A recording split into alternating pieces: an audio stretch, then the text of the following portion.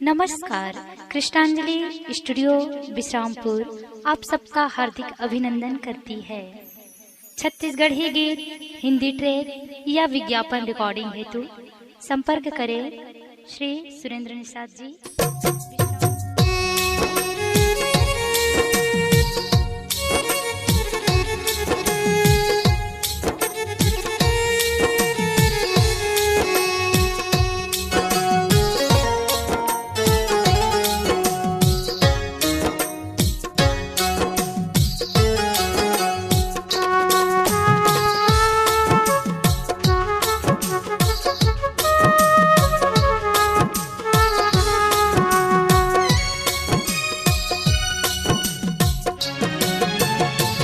वार विधाता जादू लागे तोर दुनिया के रिश्ता नाता ककरो घर में छाए गरीबी कोई बने है दानी दाता।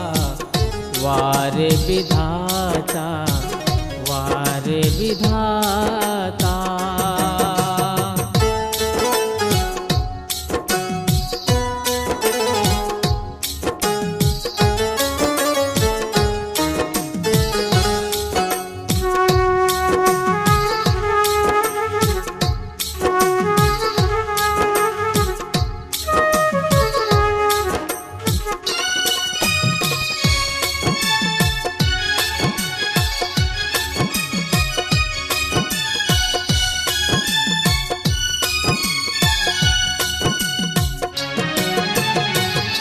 कहाँ नंदागे नागर बैला भारी सुरता थे।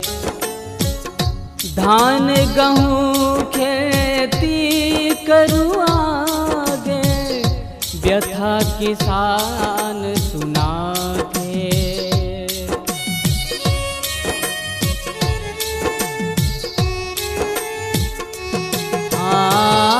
कहाँ नंदागे नांगर बैला भारी सुरता थे।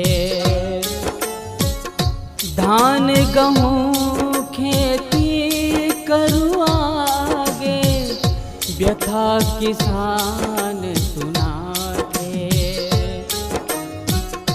दिन के चढ़ती बासी चटनी वो पहले के जीना खाना ककरो घर में छाए गरीबी कोई बने है दानी दाता। वार विधाता वार विधाता।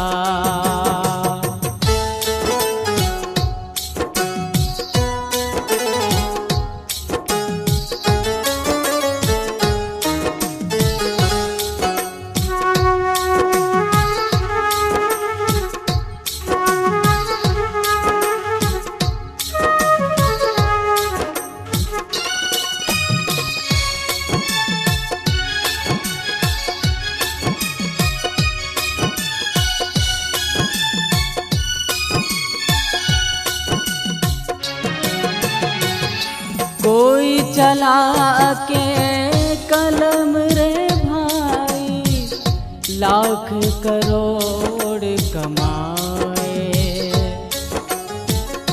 कोई रात दिन करे मजूरी 100 रुपया नहीं पाए।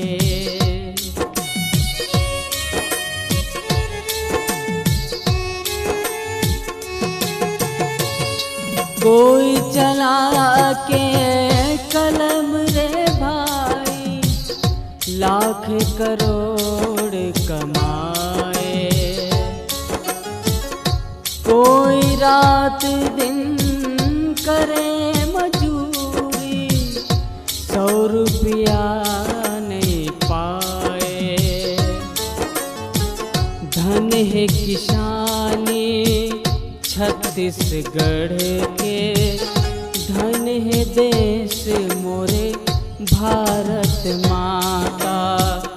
वार विधाता जादू लागे, तोर दुनिया के रिश्ता नाता। वार विधाता, वार विधाता, वार विधाता जादू लागे, तोर दुनिया के रिश्ता नाता। पकड़ो घर में छाए गरीबी, कोई बने